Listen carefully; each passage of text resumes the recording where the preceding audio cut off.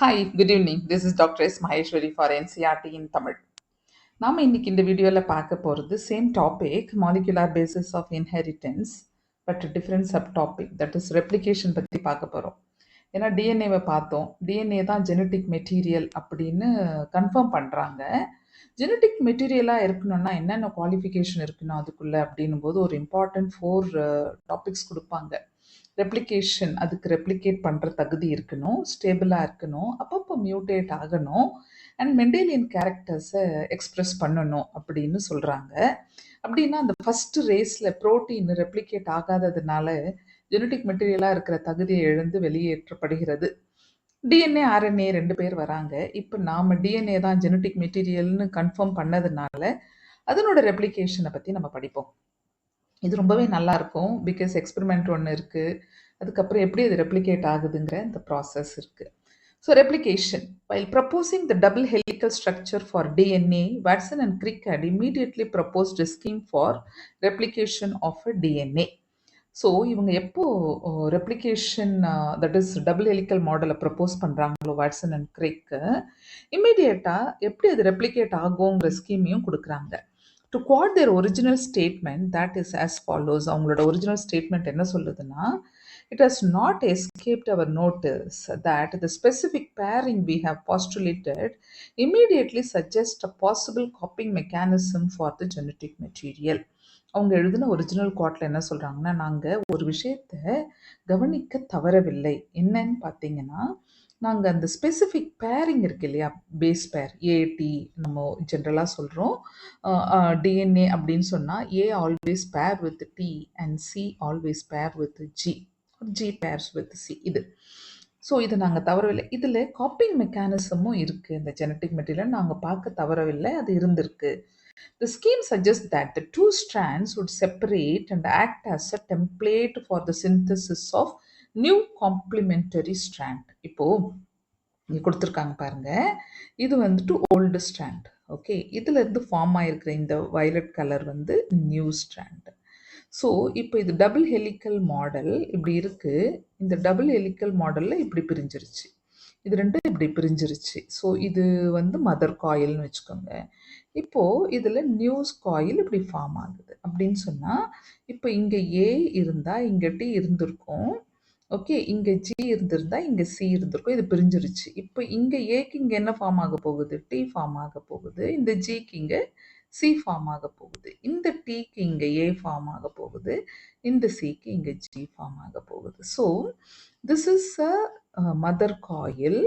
Okay, இது வந்து nuclei formed daughter coil இப்படி வச்சுக்கலாம்.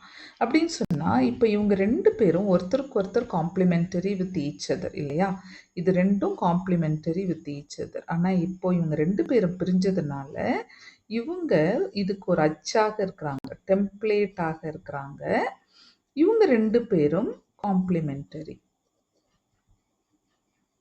அதாவது இந்த டெம்ப்ளேட்டுக்கு இவன் காம்ப்ளிமெண்டரி, இந்த டெம்ப்ளேட்டுக்கு இவன் காம்ப்ளிமெண்டரி. ஓகே, அதுதான் இவங்க சொல்கிறாங்க. The scheme suggested that the two strands would separate and act as template for the synthesis of new complementary strands. After the completion of replication, each DNA molecule would have one parental and one newly synthesized strand. So this is parental copy, இது வந்து new copy, this violet color. So this scheme was termed as semi conservative. Conservative அப்படின்னு சொன்னால் பழமைவாதி அப்படின்னு சொல்லுவேன் இல்லையா. Semi கன்சர்வேட்டிவ்னா பாதி பழமைவாதி, அதாவது ஒருத்தன் பழமை பாதி புதுசு வந்து புதுசாக ஃபார்ம் ஆன டாட்டர் காயில் வந்து புதுசு, பாதி ஒரு ஸ்ட்ராண்ட் வந்து அம்மா கிட்டேருந்து வந்த ஸ்ட்ராண்டு. ஸோ ஒன்று அம்மா கிட்டேருந்து ஒன்று புதுசு, அதனால பாதி பாதியாக செமி கன்சர்வேட்டிவ் டிஎன்ஏ ரெப்ளிகேஷன் ஒரு ஐடியாவை கொடுத்துட்டாங்க, ஸ்கீமை கொடுத்துட்டாங்க, இப்படி தான் இருக்கும். இதை ப்ரூவ் பண்ணது யாருன்னா மெசல்சன் அண்ட் ஸ்டால். பின்னாடி பார்ப்போம். The experimental proof, it is now proven that DNA replicates semi-conservatively. It was shown first in Escherichia coli and subsequently in higher organism. First இது எங்கே ப்ரூவ் பண்ணுறாங்கன்னா ஈ கோலையில் ப்ரூவ் பண்ணுறாங்க. அதுக்கப்புறம் பிளான்ஸ் அண்ட் அனிமல்ஸ் எல்லாத்துலேயும் இவங்க பண்ணிட்டு போகிறாங்க, human cells. Matthew Messelson and Franklin Stahl, so இவங்களை யூஸ்வலாக நம்ம Messelson and Stahl experiment, performed the following experiment in 1958. So they grew E. coli in a medium containing NH4Cl, that is N15, that is heavy nitrogen, heavy isotope of nitrogen இது, ammonium chloride, as the only nitrogen source for many generations. So the N15 அப்படிங்கிறது என்னன்னா heavy isotope of nitrogen. இதுவும் exam question for many generation. So இவங்க என்ன பண்ணுறாங்க, முதல்ல நம்ம பார்த்தோம் இல்லையா போன இதில், ஒரு பாக்டீரியாவை வந்து எப்படி இதில் வளர்த்து, தட் இஸ் P32 அண்ட் S34ல் வளர்த்து அதை அப்படியே அந்த கல்ச்சரை டோட்டலாக அதில் இருக்கிற டிஎன்ஏவெல்லாம் P32 ஆகவும் ப்ரோட்டீன் எல்லாம் அதுவும் S35 எக்ஸ்பிரஸ் ஆக, அதே மாதிரி இங்கே தி ஃபஸ்ட் டுக் normal E. coli, very normal, அதை வந்து continuously grown on the medium NH4Cl N15ல வளர்த்து இப்போ இந்த E. coli முழுக்க N15ஆக இருக்கு. ஓகேவா? ஸோ திஸ் இஸ் இப்போ இது வந்து heavy nitrogen, that is heavy isotope of nitrogen. இப்போ இந்த N15 தூக்கி N14, இந்த ஒரு கல்ச்சர் பிளேட், ஓகே, பெட்ரி பிளேட்டுக்குள்ள இப்போ I just make this is the medium. இந்த மீடியம் வந்து N14 மீடியம். ஓகே, இதில் வளர்க்குறாங்க. ஸோ இப்போ இந்த N15ங்கிற இந்த bacteria, okay, this is going to grow in N14ல வளரப்போகுது. this is the condition. படிப்போம். வளர்ந்து அது என்னவானா, வளர இந்த N14 மீடியம் அதை எடுத்துக்கிட்டு ஒரு காயில் N15 ஆகவும் இன்னொரு காயில் N14 ஆகவும், N15 N14 வந்துட்டே இருக்கு. ஒவ்வொரு ஜெனரேஷன்லையும் அது எப்படி பாஸ் ஆகுது அப்படின்னு நானுமே ஒரு 2 ஜெனரேஷன் எக்ஸ்ட்ரா போட்டிருக்கேன், பின்னாடி கொஷின் இருக்கிறதுனால படிப்போம். As the only nitrogen source for many generations, the result was that N15 was incorporated into newly synthesized DNA as well as other nitrogen containing compounds. So எல்லாம் அது ரெப்ளிகேட் பண்ண அத்தனையிலும் N15 போய் இருக்கிற அதுக்குள்ளே இருக்கிற நைட்ரஜன் காம்பவுண்ட் எல்லாத்துக்குள்ள N15 ஆயிருச்சு. This heavy DNA molecule could be distinguished from the normal DNA by centrifugation in a cesium chloride density gradient centrifugation. Okay, density gradient அப்படின்னு சொன்னால் என்னென்னா, இப்போ சீசியம் குளோரைடை எடுத்துக்கிட்டிங்கன்னா it is highly water soluble. Okay, ரொம்ப water soluble. அது என்ன பண்ணோன்னா அப்படியே இந்த சென்ட்ரிஃபியூஜில் ஒரு ஹை ஸ்பீடில் ரொட்டேட் ஆகும்போது அதோட டென்சிட்டி கொஞ்சம் ஹெவியாக கீழே செட்டில் ஆகும். அப்போ டிஎன்ஏ அதோட மிக்ஸ் ஆகி ரொம்ப ஹெவியாக செட்டில் ஆகி, ஹெவியாக இருக்கிற டிஎன்ஏ அதுக்கு கொஞ்சம் மேலே, ரொம்ப லைட்டாக இருக்கிறது ரெண்டுமே சேர்ந்தது கொஞ்சம் ஹைப்ரிட் அதுக்கும் மேலே, ரொம்ப லைட்டாக இருக்கிறது அதுக்கு மேலே. ஸோ அந்த கிரேடியன்ட் டிஃபரன்ஸை காட்டுறதுக்காக தான் இந்த டேக் இந்த caesium chloride. Please note that N15 is not radioactive isotope. It is not radioactive. அது ஞாபகம் வச்சுக்கணும். Only it is a heavy isotope. Okay. N15 is a heavy isotope. It is not radioactive isotope and it can be separated from N14 only based on densities. N14 is either they could have taken normal nitrogen or N14 nitrogen isotope, ஏதாவது எடுத்துருக்கலாம். இங்கே நமக்கு வந்து N14 எடுத்தது காட்டுறாங்க. Then they transfer the cell into a medium with normal NH4Cl, that is N14 எடுத்துக்கிறாங்க. I'll use different color. And took samples at various definite time intervals as the cell multiplied and extracted the DNA that remained as a double-stranded helices. The various samples were separated independently on cesium chloride gradient to measure the densities of DNA. So, we use பண்றது cesium chloride. Can you recall what centrifugal forces and think why a molecule with a higher mass density would sediment faster? இது இப்படி இங்கே இந்த ஃபாஸ்டரில் பார்க்கலாமே. இங்கே பாருங்கள், ரொம்ப ஹெவியாக இருக்கிறது கீழே, கொஞ்சம் ஹைப்ரிடாக இருக்கிறது அதுக்கு மேலே, ரொம்ப லைட்டாக இருக்கிறது மேலே, இப்படி காட்டுறாங்க. ரீசன் என்னென்னா, ஒரு சென்ட்ரிஃபியூகல் ஃபோர்ஸுக்கு எப்படி பார்க்குறோம் அப்படின்னா, ரொம்ப ஹெவி மாஸ் இருக்கு வச்சுக்கோங்க. மாஸ் இஸ் ஹெவி, ஹையர் அப்படின்னு சொன்னா மோர் கிராவிடேஷனல் ஃபோர்ஸ், ரொம்ப கீழ போகுது.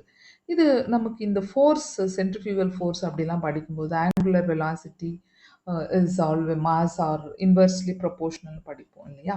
இது 2மே வெலாசிட்டியும் ஆங்குலர் வெலாசிட்டியும் மாஸும் inversely proportional to each other. அதனால heavy molecule it's just coming down. ரொம்ப கிராவிடேஷனல் ஃபோர்ஸ் அதிகமா இருக்கு. It is just going down. அதுதான் இதுக்கு ஆன்சர். ஸோ இப்போ அதுதான் இங்க காமிச்சிருக்காங்க. N15 கம்ப்ளீட்டா கீழே, அதுக்கு கொஞ்சம் மேல N15, N14, அதுக்கு ரொம்ப லைட்டா இருக்கிறது N14. இது ஒண்ணுமே இல்லாத வெரி நார்மல் DNA அப்படின்னு எடுத்துட்டா, அது இங்க கூட வந்து செட்டில் ஆகிறதுக்கு சான்சஸ் இருக்கு. ஸோ இப்போ ஒரு டைம் பீரியட்ல ஒரு பாக்டீரியல் செல் எடுத்துக்கிட்டோம் அப்படின்னு சொன்னா 20 மினிட்ஸ் அதோட ரெப்ளிகேஷன் கெப்பாசிட்டி. இப்போ நம்ம இங்க படிச்சுட்டு இந்த டயக்ராம்க்கு வரேன்.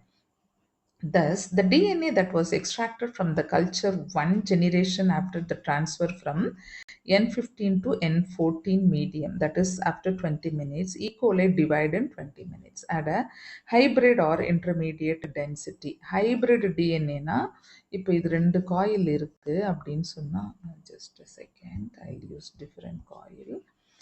இப்போ இது வந்து ஒரு காயில், இன்னொரு காயில் வந்து இப்படி இருக்கு அப்படின்னு சொன்னா, this is hybrid DNA. One வந்து N15, ஒன் வந்து N14. இது ஹைபிரிட். ரெண்டுமே ஒரே மாதிரி இருந்தால் normal. Okay. DNA extracted from the culture after another generation, that is after 40 minutes, second generation was composed of equal amount of this hybrid DNA and of light DNA. 50-50%. இது 50%. light DNA னா ரெண்டுத்துலையுமே N14 இருக்கிறது light. If E. coli was allowed to grow for 80 minutes, the fourth generation, ஏன்னா first 20 minutes, அதுக்கப்புறம் 40 minutes, அப்புறம் 60 and 80, fourth generation, what would be the proportion of the light and hybrid densities DNA molecule? இப்போ நம்ம பிக்சருக்குள்ளே போவோம் இந்த கொஷினுக்கு ஆன்சரோட. இங்கே பாருங்க இந்த டயக்ராமு. இதில் வந்து N15, இப்போ எல்லா ஈகோலையும் நார்மலாக இருந்ததை N15ல் வளர்த்து எல்லாத்தையும் N15 மாற்றிட்டாங்க. 20 மினிட்ஸ் கழிச்சு பார்த்தீங்கன்னா ஒன்று N14, ஒன்று வந்து N15. ஸோ இது 2 ஸ்ட்ராண்டில் இருந்து இப்போ 2 DNA ஃபார்ம் ஆயிருக்கு. ஆனால் டோட்டலாக 4 ஸ்ட்ராண்ட் இருக்குது. ஒரு strand, second strand, third strand and fourth strand, 4 strands இருக்குது. 4 ஸ்ட்ராண்டில் 2 strand N15, 2 strand N14. Okay. So this is the generation. So ரெண்டுமே ஃபார்ம் ஆயிருக்கு 20 நிமிஷத்தில். This is the first generation. Second ஜெனரேஷனில் எடுத்திங்கன்னா இப்போ இந்த 4ங்கிறது 8 ஸ்ட்ராண்டாக மாறி இருக்கு. 1 2 3 1 2 3 4 5 6 7 8 ஸ்ட்ராண்ட்ஸ் வந்திருக்கு. 8 ஸ்ட்ராண்டில் இந்த 2 ஸ்ட்ராண்டும் ஹைப்ரிட் டிஎன்ஏ. ஹைப்ரிட் டிஎன்ஏனா N14, N15 ரெண்டும் இருக்குது.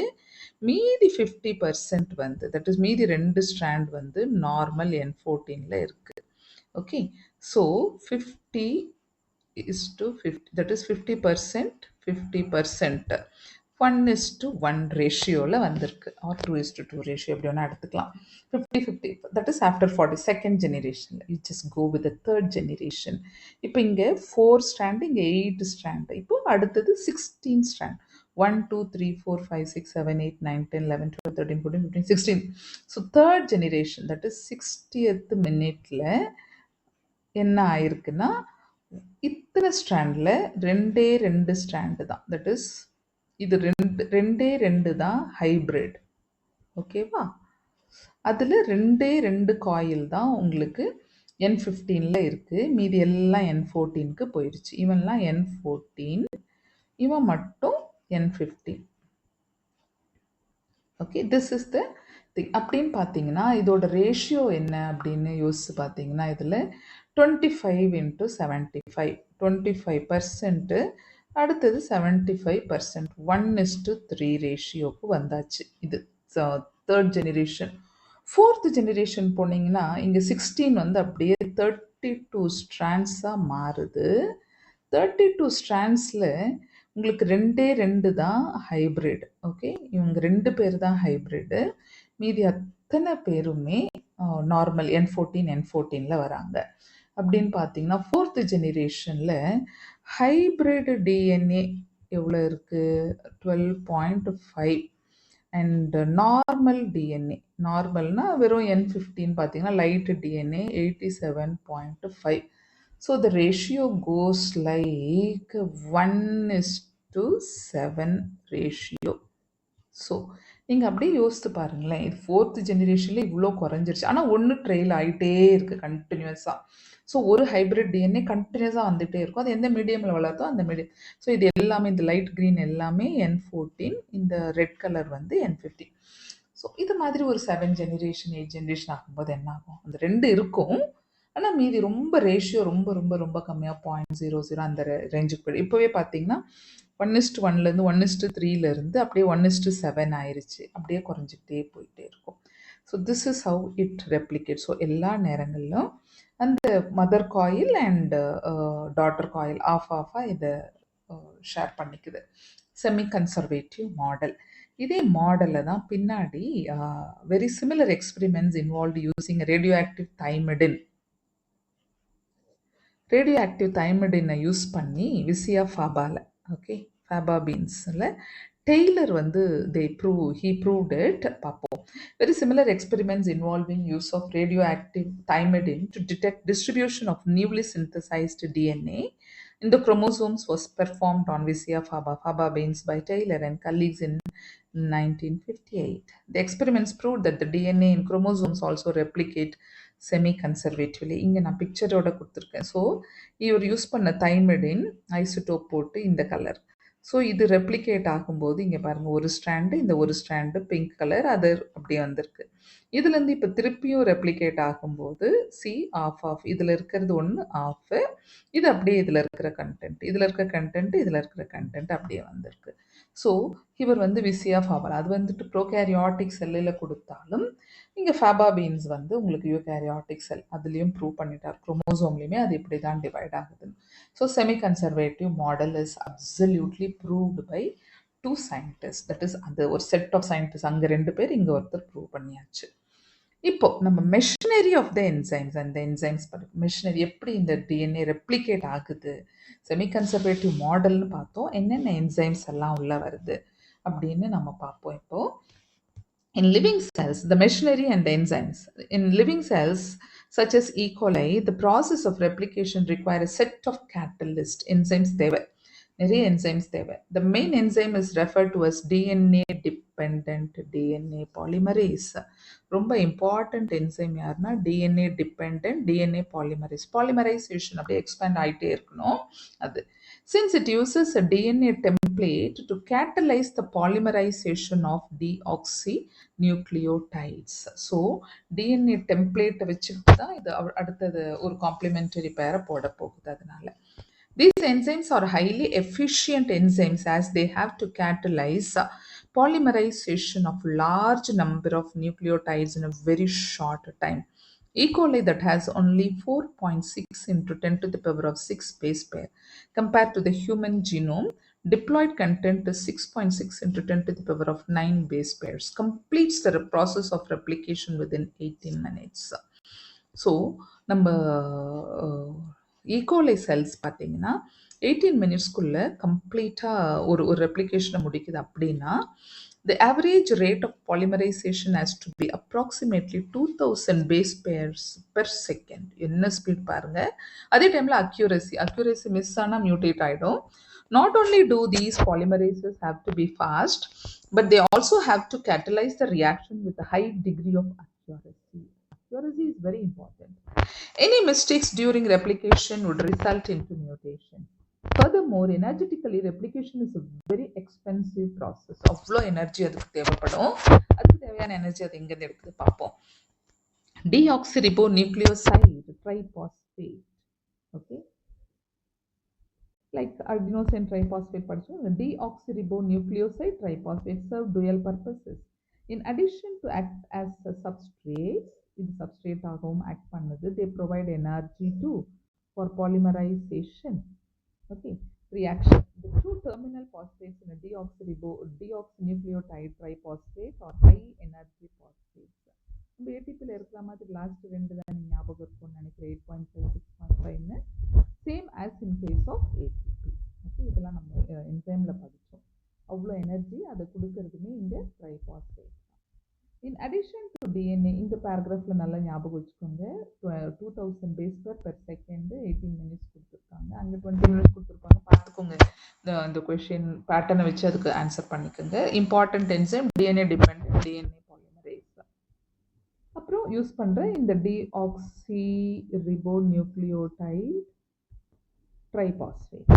In addition to DNA-dependent DNA polymerases, many additional enzymes are required to complete the process of replication with high degree of accuracy. For long DNA molecules, since the two strands of DNA cannot be separated in its entire length due to very high energy, complete பிரிய முடியாது. The replication occurs within a small opening of the DNA helix referred to as replication fork. நான் உங்களுக்கு picture போட்டு சொல்லி கொடுத்துட்றேன், அதுக்கப்புறமா நம்ம இதை ஃபர்தராக படிப்போம். Just take a bright colour. இப்படி ஞாபகம் வச்சுக்கோங்க, இப்படி டிஎன்ஏ இது அவங்க போட்டிருக்காங்க பின்னாடி எக்ஸாம் நெக்ஸ்ட் பேஜில், இருந்தாலும் with some enzymes and all I mention. இப்போ இப்படி பிரியதே பார்க்கறதுக்கு ஃபோர்க் மாதிரி இருக்குது. This is the area replication fork.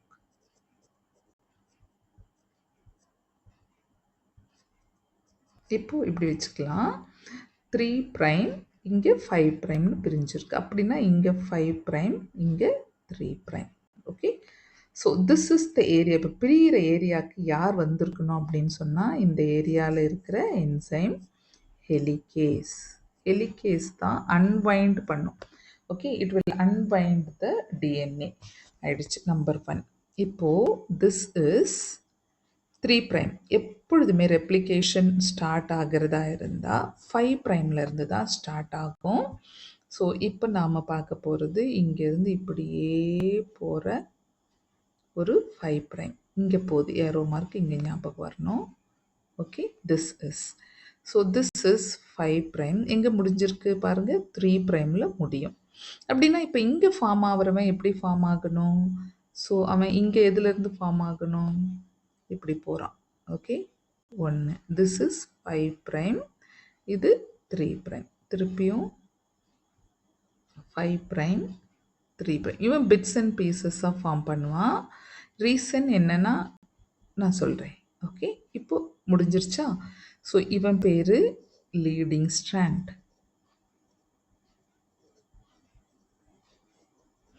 இவங்க பேர் லாகிங் ஸ்ட்ராண்ட். ஓகே, ஸோ இங்கே யார் இனிஷியேட் பண்ணுறாங்க அப்படின்னு சொன்னால், இந்த இடத்துல ஆர்என்ஏ ப்ரைமர் வருவாங்க, அவங்க தான் இனிஷியேட் பண்ணுவாங்க. இந்த எக்ஸ்டென்ஷன் வந்து டிஎன்ஏ டிபெண்டன்ட் டிஎன்ஏ பாலிமரேஸ், இந்த என்சைம் வருது டுவர்ட்ஸ் த ஹெலிகேஸ். ஓகே, அப்போது இவங்க 2 பேரும் அன்வைண்ட் ஆகிருக்காங்க. இவங்க திருப்பியும் வைண்ட் பண்ணிட்டா ரெப்ளிகேஷன் நின்றோம். ஸோ அது வரைக்கும் இவங்களை அப்படியே பிடிச்சி வைக்கணும் சிங்கிள் ஸ்ட்ராண்டாகவே. அதாவது இவங்க மதர் காயிலில் இவங்க தான் டெம்ப்ளேட்டு இருக்காங்க இந்த காம்ப்ளிமெண்டரி பேருக்கு. ஸோ இந்த டெம்ப்ளேட் அப்படியே சிங்கிளாகவே இருக்கணும் அப்படின்னு சொன்னால், சிங்கிள் ஸ்ட்ராண்டட் பைண்டிங் ப்ரோட்டீன் ஒரு ஆள் வருவாங்க அப்படியே உங்களை சிங்கிளாக வைக்கிறதுக்கு. ஸோ ஃபஸ்ட்டு இவங்க வந்தாங்க. I just put it in a red colour dot. இவங்க ஃபஸ்ட்டு வந்தாங்க ஹெலிகேஸ், அதுக்கப்புறம் இவங்க ஆர்என்ஏ ப்ரைமர் வந்தாங்க, அதுக்குள்ளே இவங்க சிங்கிள் ஸ்டாண்டர்ட் பைண்டிங் ப்ரோட்டீன் 2 பேரும் தனியாக வைப்பாங்க. இப்போ ஆர்என்ஏ ப்ரைமர், அதுக்கப்புறம் டிஎன்ஏ டிபெண்ட் டிஎன்ஏ பாலிமரேஸ். இப்போ வந்து அப்படியே ஒரு ஸ்ட்ராண்ட் ஃபுல்லாக அப்படியே அட்டஸ்ட் ஸ்ட்ரெயிட்டாக போகும். இது கண்டினியூஸாக போகும். அடுத்த ஸ்ட்ராண்ட் வந்து டிஸ்கண்டினியூஸாக போகுது. ஏன் அப்படின்னு சொன்னால், இவனும் கண்டினியூஸாக போனால் இவங்க 2 பேரும் வைண்ட் பண்ணிப்பாங்க இல்லையா? இவங்க 2 பேரும் வைண்ட் ஆகிடுச்சுன்னா ப்ரோட்டீன் சிந்தசிஸில் பின்னாடி படிப்போம், அங்கே உங்களுக்கு கோட்ஸே மாறத்துக்கு நிறைய சான்சஸ் இருக்குது. ஸோ இவங்க பண்ணி முடித்து இவங்க பிட்ஸன், இவங்கள தான் ஒகாசாக்கி ஃப்ராக்மெண்ட்ஸ்னு சொல்லுவோம். இந்த கேப்பை எல்லாம் இப்போ ஃபில் பண்ணுவாங்க. இவங்க ஃபுல்லாக முடிஞ்ச உடனே இவங்க தனித்தனியாக ஃபார்ம் ஆகி அதுக்கப்புறம் இந்த கேப்பை ஃபில் பண்ண ஒருத்தவங்க வருவாங்க. அவங்க தான் லிகேஸ், மாலிகுலார் சிமெண்ட். ஸோ இவங்க ஒரு என்சைம். ஸோ முக்கியமாக இந்த இத்தனை என்சைம்ஸ் இங்கே உள்ளே வர்றது. இந்த ஃப்ராக்மெண்ட்ஸ் ஒரு ரெப்ளிகேஷன் முடிஞ்சிடும். இதுவும் இல்லாமல் இதுக்கு ரொம்ப அதிகமான எனர்ஜி தேவைப்படும், நிறைய ப்ரெஷர் க்ரியேட் ஆகும், ஹீட் எல்லாம். அப்போ டோப்போ ஐசோமரேஸ் அந்த மாதிரி என்சைம்ஸும் உள்ளே வராங்க. So this is about thing. ஜென்ரலாக எனி திங் விச் இஸ் ஃபார்ம்டுனா 5' இருந்து ஆரம்பிக்கணும். இந்த பிக்சரை மாற்றி மாற்றி கொடுத்து கூட எக்ஸாமில் கொஷின் கேட்கலாம். எது கரெக்டான டைரெக்ஷன் அப்படின்னு சொல்லிட்டு பார்த்துக்கோங்க. ஸோ இப்போ படிப்போம். In addition to DNA-dependent DNA polymerases, many additional enzymes are required to complete the process of replication with high degree of accuracy. For long DNA molecules, since the two strands of DNA cannot be separated at its entire length due to very high energy requirement, the replication occurs within a small opening of the DNA helix referred to as replication fork. The DNA-dependent DNA polymerases catalyze polymerization only in one direction, that is 5' to 3'. So, இங்கே போது பாருங்க 5' to 3'. This creates some additional complications at the replication fork. Consequently, on one strand, the template with the polarity 3' to 5', the replication is continuous. So, இங்கே 3' to 5' இருக்கிற இந்த இடத்துல, this is a continuous in the side. This is continuous. இந்த பக்கம் discontinuous. This opposite side வந்து discontinuous. Okay. So while on the other, the template with the polarity 5' to 3', it is discontinuous. The discontinuously synthesized fragments are later joined by the enzyme DNA ligase. So இங்க வந்தாச்சு ligase. Okay. And the DNA polymerases on their own cannot initiate the process of replication. Also, the replication does not initiate randomly at any place in DNA. அது DNA polymerase initiate பண்ணிக்காது, அதுக்கு ஒரு initiate பண்ண ஒரு ஆள் தேவை. And அதுவும் இல்லாமல் எல்லா இடத்துலையும் டக்கு டக்குன்னு எந்த இடத்துலையும் பண்ணிட முடியாது. There is a definite region in E. coli DNA where the replication originate. அதுதான் it is called as origin of replication. ORI site னு biotechல படிப்போம். Such regions are termed as origin of replication. It is because of the requirement of the origin of replication that a piece of DNA, if needed to be propagated during recombinant DNA procedure. பயோடெக்ல படிக்கும்போது நம்ம recombinant DNA எப்படி தேவைப்படுது, ஒரு இருந்தால் தான் நம்ம ஒரு ஒரு பிட் ஆஃப் டிஎன்ஏவை கொண்டு போய் அங்கே இன்சர்ட் பண்ணால் அது ரெப்ளிகேட் ஆகும். ரிக்வயர்ஸ் அ வெக்டார். ஓகே, இந்த வெக்டாராக தான் யார் இருக்காங்க அப்படின்னு பார்த்தா அங்கே படிப்போம். Plasmid act like a vector பயோடெக்ல. The vectors provide the origin of replication. Further, not every detail of replication is understood well. இன்னும் ரொம்ப டீட்டெயிலாம் நமக்கு தெரியலாம். கொடுத்ததே குட்டி டீட்டெயில் தான். ஓகே, எப்பவும் கொடுத்துருக்க மாதிரியான டீட்டெயில் தான். So don't get confused with. In eukaryotes, the replication of DNA takes place at S phase of the cell cycle. ஞாபகம் இருக்கும், synthetic phase. The replication of DNA and cell division cycle should be highly coordinated. நம்ம ஞாபகம் இருக்கும்னு நினைக்கிறேன். 2C, C வேல்யூங்கிறது DNA value. After synthetic phase 4C மாறும். ஆனால் chromosome number மாறாது, chromatid number மாறும்.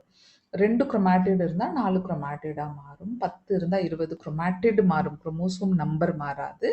DNA வேல்யூ 2Cலேருந்து 4C மாறும் after S phase. The replication of DNA and cell division cycle should be highly coordinated. A failure in cell division after DNA replication results into polyploidy. So, DNA replicate ஆயிருச்சு, ஆனால் உங்களுக்கு செல் டிவிஷனே நடக்கலை அப்படின்னா polyploidy. இப்போ நம்ம Visia ஃபாபாவில் பார்த்தோம் இல்லையா, குரோமோசோமே தான் ரெப்ளிகேட் பண்ணி அப்படி காட்டுது. ஸோ அப்படியே சேர்ந்து abnormal normally of a chromosomal number.